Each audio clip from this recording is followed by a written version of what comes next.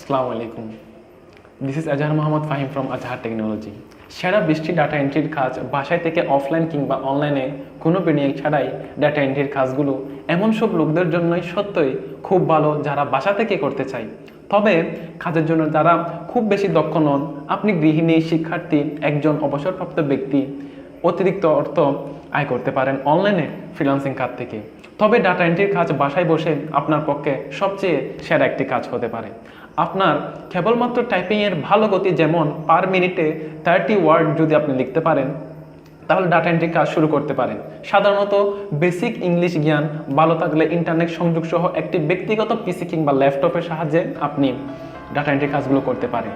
Data এন্ট্রির কাজ খুবই বিচিত্র ধরনের এবং একটি ডাটা এন্ট্রি কর্মীকে একটি প্রদত্ত ডোমেনের সম্পর্কে ভালো ধারণা থাকতে হবে। এই ভিডিওটি দেখার পর আপনি আপনার কাজের ধরনের উপর নির্ভর করে বিভিন্ন ধরনের ডাটা এন্ট্রির কাজ শুরু করতে পারবেন।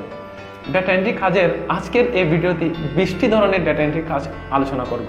চলুন তাহলে শুরু করা যাক একের পর এক বিভিন্ন ধরনের ডাটা এন্ট্রির কাজগুলি।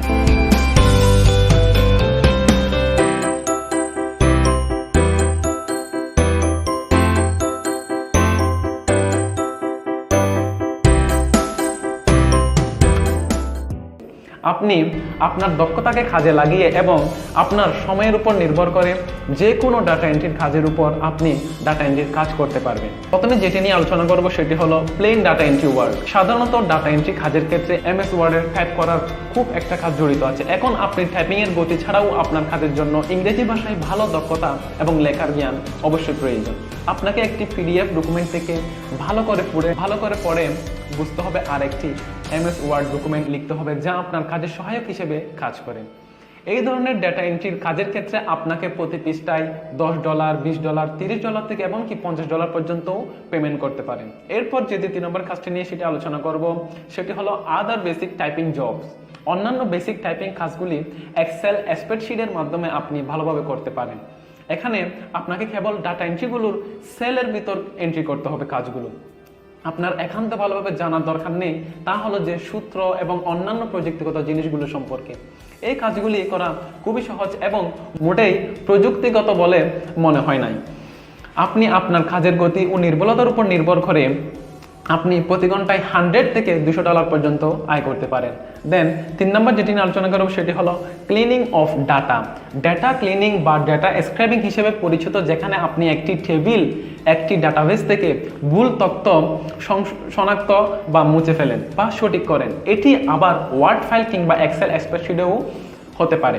এখানে আপনার অভিজ্ঞতা এবং নির্ভুলতার জন্য আপনি নিয়মিত ডাটা এন্ট্রি কাজ করে অর্থ আয় করতে পারেন। 4 নম্বর যেটি নিয়ে আলোচনা করব সেটি হলো word processor or typist. Word processor বা টাইপিস্টের জন্য এখানে কিছুটা বেশি প্রযুক্তিগত। আপনার শব্দের অর্থের সম্পর্কে ভালো ব্যাকরণ দক্ষতাও থাকা প্রয়োজন, যা আপনার চিঠিপত্র, মেইলিং লেবেল, প্রতিবেদন ইত্যাদি প্রস্তুত করা যেতে পারে। আপনাকে চার্ট, গ্রাফ কিংবা টেবিল তৈরির জন্য প্রযুক্তিগত জিনিসগুলি কাজ করতে হবে। আপনার এই ধরনের ডাটা এন্ট্রি কাজের দক্ষতাও প্রয়োজন। 5 নম্বর যেটি নিয়ে আলোচনা করব সেটি হলো অনলাইন ফর্ম ফিল আপিং। উক্ত কাজটি করতে হলে কোম্পানিতে আপনাকে ফ্রিল্যান্সার হয়ে আপনাকে আলাদাভাবে অনলাইন ফর্ম এবং বিশাল ডেটা দেওয়া হবে।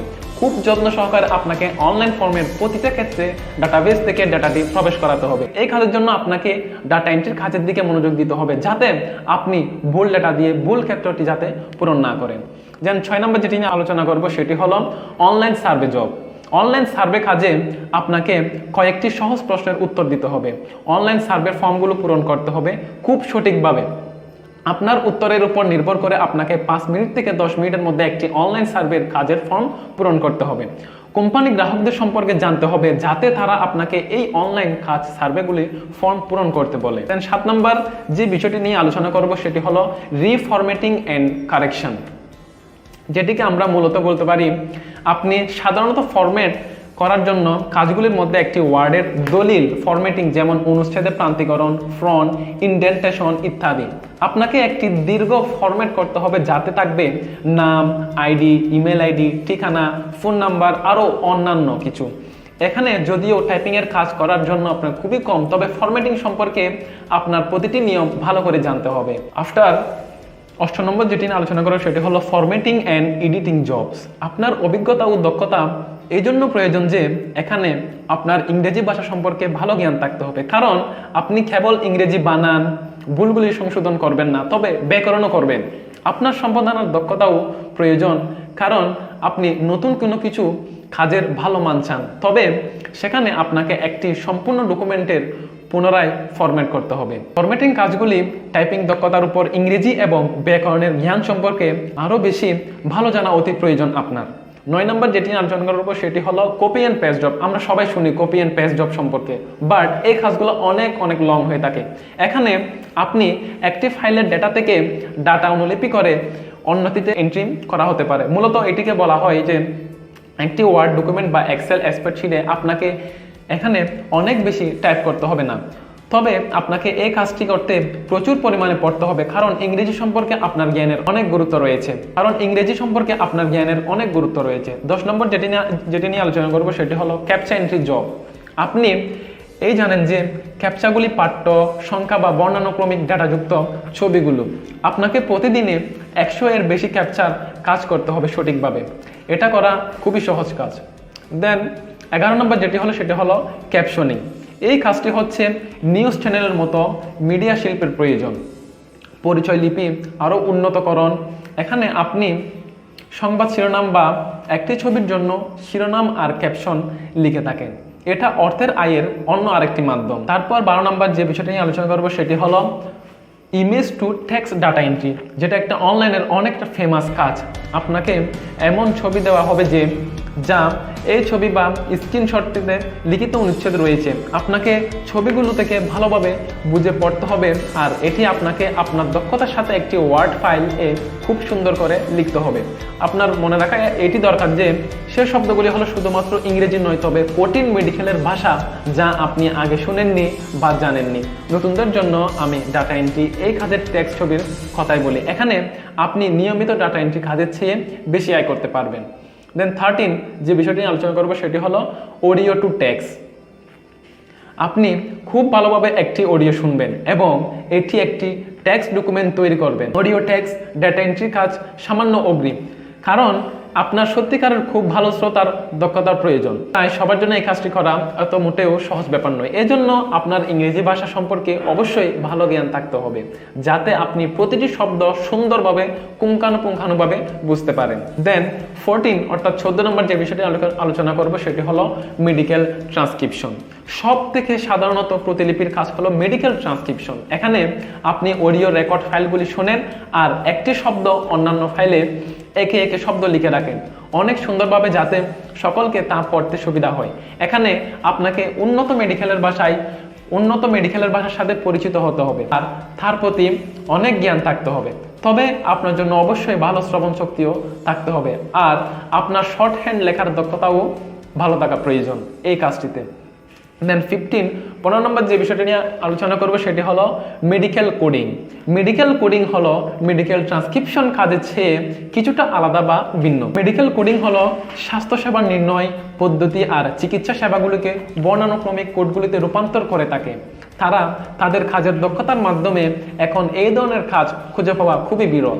মেডিকেল ট্রান্সক্রিপশনবাদী কাজটি ডেটা এন্ট্রি কাজের অন্যান্য সমস্ত ফর্মের মধ্যে খুব বেশি অর্থ দিয়ে থাকে তাদের ভালো কাজের বিনিময়ে। দেন 16 নম্বর যে বিষয়টা নিয়ে আলোচনা করব সেটা হলো ইমেল প্রসেসিং। ইমেল প্রসেসিং খুব সহজ আবার খুব কঠিন একটা কাজ। ইমেল প্রসেসিং হচ্ছে একটি উচ্চ মানসম্পন্ন বেতনের ডেটা প্রবেশের একটি কাজ। এখানে আপনি প্রতিদিন শত শত ইমেলগুলি তাদের সকল বিষয় কুচ করতে আর একটি এক্সেল স্প্রেডশিটে তার সুন্দর একটি তালিকা তৈরি করার জন্য লাগতে পারে। এই ইমেল কাজটি করার জন্য আপনার অবশ্যই হাজার হাজার ইমেল প্রক্রিয়া করতে হবে আর এটিকে শ্রেণীবদ্ধ করতে সক্ষম হতে হবে আপনার। এটি নিয়মিত টাইপিং এর কাজের চেয়েও অনেক বেশি গুরুত্বপূর্ণ। দেন 17 নম্বর যে বিষয়টি নিয়ে আলোচনা করবো সেটি হলো আপডেটিং ডাটাবেস। এখানে আপনি আপনার সকল ধরনের ডাটাবেস আপডেট করতে পারেন এবং অনলাইনে একটি নতুন ডাটাবেস তৈরি করতে পারেন। এই ডাটাবেসে আপনি বিভিন্ন শিল্পের জন্য তাদের নাম, ID, phone number, email ID, ঠিকানা ইত্যাদি আপনার বিভিন্ন ক্ষেত্রে টাইপ করে লেখা হতে পারে। আপনি অনলাইনে ডাটা এন্ট্রির কাজের জন্য পার্ট টাইম কাজ খুঁজুন। দেন 18 নম্বর যে বিষয়টি নিয়ে আলোচনা করবো সেটি হলো অনেক একটি ভিন্ন একটি কাজ, সেটি হলো catalogue data entry operator. Catalogue data entry operator database থেকে পড়ে আর তারপর তারা অনলাইন বা অফলাইন সফটওয়্যার পূরণ করে থাকে।